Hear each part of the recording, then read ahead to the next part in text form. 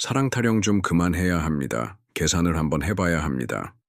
중생이라는 것은 여러분들이 사랑이니 어쩌니 해도 사실은 상대방 인물이 어떻고, 어느 대학 나왔고, 어느 직장을 다니고, 집안은 어떤지 따지는 게 같이 살면서 이득 좀 보자 이거 아닙니까? 법륜스님께서는 우리 중생들은 사랑이 아니라 장사를 한다라고 표현하셨습니다. 이것저것 재고 따지며 결혼을 할 때 상대방의 여러 조건들을 많이 겁니다. 이것은 사랑이 아니라 장사입니다. 그렇다면 왜 이런 일이 벌어질까요? 진짜 사랑을 하려면 어떻게 해야 할까요? 지금부터 그 방법에 대한 말씀을 알려드리겠습니다. 이 영상을 끝까지 보시면 진짜 사랑하는 법, 나 자신을 사랑하는 법에 대해 깨닫게 되실 겁니다.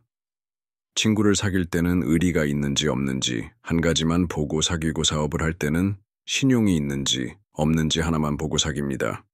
그런데 결혼할 때는 10가지를 봅니다. 이만큼 욕심이 많다는 겁니다. 좀 속된 말로 결혼할 때 한 사람 잘 잡아서 평생 벗겨 먹으려고 하는 심보로 상대를 고릅니다. 그렇게 고르기 때문에 여러분들이 결혼 잘못했나? 괜히 했나? 이러고 어떻게 한다? 굳이 같이 살 이유가 뭐 있나? 이렇게 되는 겁니다. 이것은 사랑이 아니라 장사입니다. 어떻게 결혼을 장사하는 마음으로 할 수가 있나요? 라고 할 수 있습니다. 물론 그렇게 생각할 수도 있습니다. 다만 사랑만 가지고 결혼을 하시는 분들도 계시고 장사로 결혼을 하시는 분들도 계십니다. 중요한 것은 장사로 할 거면 장사로 입장을 분명히 하고 사랑을 할 거면 사랑으로 입장을 분명히 하는 것이 중요합니다. 이 입장이 자꾸 왔다 갔다 하면 거기서 괴로움이 생기는 것입니다. 혼자 사는 게 좋은가요? 둘이 사는 게 좋은가요? 혼자 살아도 좋고 둘이 살아도 좋습니다. 뭐 하나 나쁜 것이 없습니다. 결혼을 하면 술은 그 남자가 마시고 또 그 여자가 마시는데 본인 좋아서 본인이 마시는 걸 두고 정작 누가 괴로워하나요? 바로 내가 괴로워합니다. 새가 우는 소리를 듣고도 내가 괴로워하고 달이 뜨는 모습을 보면서도 내가 괴로워하고 남이 술 마시는 걸 보고도 내가 괴로워한다면 그것만큼 어리석은 일이 또 있을까요? 다른 사람이 술 마시는 게 부러우면 나도 마시면 됩니다. 늦게 들어오는 게 그렇게 좋아 보이면 나는 하루 더 늦게 들어오면 그만이지요. 그게 무슨 큰 문제가 되겠습니까?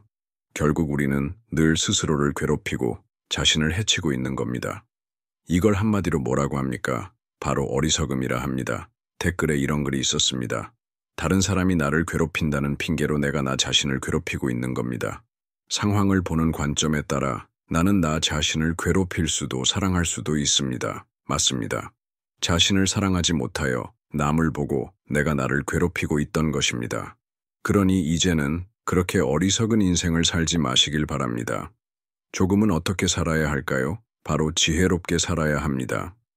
자신을 진정으로 아끼고 스스로 소중한 존재임을 알아야 합니다. 그런데 우리는 흔히 남편 탓, 아이 탓, 다른 누구 탓을 하며 정작 본인 스스로를 괴롭히며 살아갑니다. 너 때문에 라고 말하면서 말이지요. 하지만 결국 그것은 누구 때문이 아니라 자신을 괴롭히는 자기 행위일 뿐입니다. 제가 보기에는 그것만큼 어리석은 일이 없습니다. 부처님께서도 이런 삶을 두고 말씀하셨습니다. 그 이름은 다름 아닌 어리석음입니다. 결국 괴로움은 밖에서 오지 않습니다.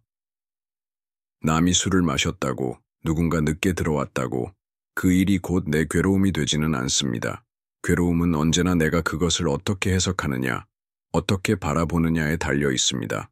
마치 바람이 불어와도 창문을 열어두면 바람이 들어오고 닫아두면 바람이 스쳐 지나가듯이 상황 자체는 그저 스쳐 지나가는 것이고 그것을 받아들이는 나의 태도에 따라 마음의 고요도, 마음의 폭풍도 생겨나는 것입니다. 만약 내가 그 상황을 붙잡고 분노와 집착으로 바라본다면 그 순간 나는 스스로를 괴롭히는 것이 됩니다.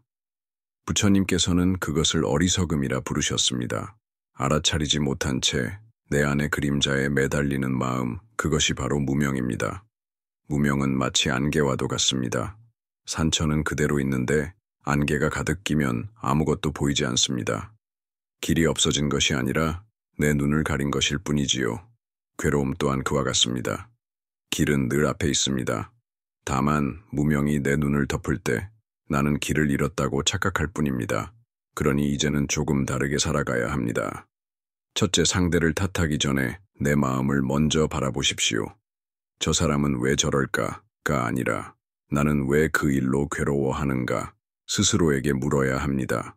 이 질문 하나가 나를 남에게서 끊어내고 다시 나의 중심으로 돌아오게 합니다. 둘째, 남과 비교하지 마십시오. 남이 술을 마시면 나는 마시지 않아도 괜찮습니다. 남이 늦게 들어오면 나는 일찍 들어와도 괜찮습니다. 바다의 파도는 서로 다 다릅니다. 어떤 파도는 높고 어떤 파도는 낮습니다. 그러나 모든 파도는 결국 같은 바다의 물결입니다. 비교하는 순간 우리는 파도에만 매달리고 그 뒤에 있는 넓은 바다를 보지 못합니다. 셋째, 잊지 말아야 할 것이 있습니다.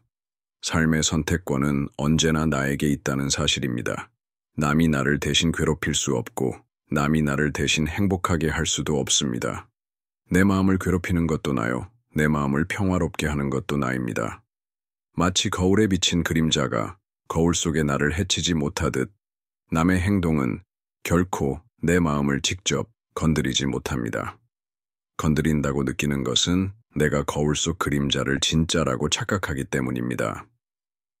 여러분, 삶은 길고도 짧습니다. 그 긴 여정 속에서 우리는 수없이 많은 순간을 스스로의 괴로움으로 채우곤 합니다. 그러나 생각해 보십시오. 어째서 굳이 괴로운 길을 선택하십니까? 내 마음이 평화로울 수도 있는데 왜 굳이 괴로움을 붙잡으십니까? 지혜롭게 산다는 것은 거창하거나 특별한 것이 아닙니다. 단지 오늘 하루 내 마음을 있는 그대로 바라보는 일, 그리고 나 자신에게 말하는 것입니다. 괜찮다. 너는 이미 충분히 소중한 존재다. 그 순간 무명의 어둠은 서서히 걷히고 지혜의 빛이 피어납니다. 부처님께서는 우리에게 그 길을 이미 보여주셨습니다. 남 탓을 멈추고 스스로를 괴롭히지 않는 삶, 자신을 사랑하고 자신을 존중하며 매 순간 내 마음을 지혜로 밝혀가는 삶, 그것이 바로 고통에서 벗어나 평화로 가는 길입니다. 그러니 오늘 밤 눈을 감으시고 자신에게 이렇게 속삭여 보십시오. 나는 더 이상 스스로를 괴롭히지 않겠습니다. 나는 나를 사랑하겠습니다. 나는 지혜롭게 살아가겠습니다. 그 속삭임은 단순한 말이 아닙니다. 그것은 마음의 씨앗이 됩니다. 씨앗은 흙 속에서 천천히 싹을 틔우듯 오늘의 다짐은 내일의 삶에서 꽃을 피울 것입니다. 혹여 내일 또다시 괴로움이 올라오더라도 그 괴로움조차 내 삶을 더 깊게 만드는 밑거름입니다. 괴로움이 일어나면 그것을 없애려 애쓰기보다 그저 알아차리고 가만히 바라보십시오. 아, 괴로움이 있구나. 그렇게 바라보는 순간 괴로움은 더 이상 괴로움이 아니게 됩니다. 여러분, 그 순간부터 당신의 삶은 이미 새로운 길 위에 서 있는 것입니다. 그 길은 멀리 있지 않습니다. 당신의 마음 바로 지금 이 자리에 있습니다.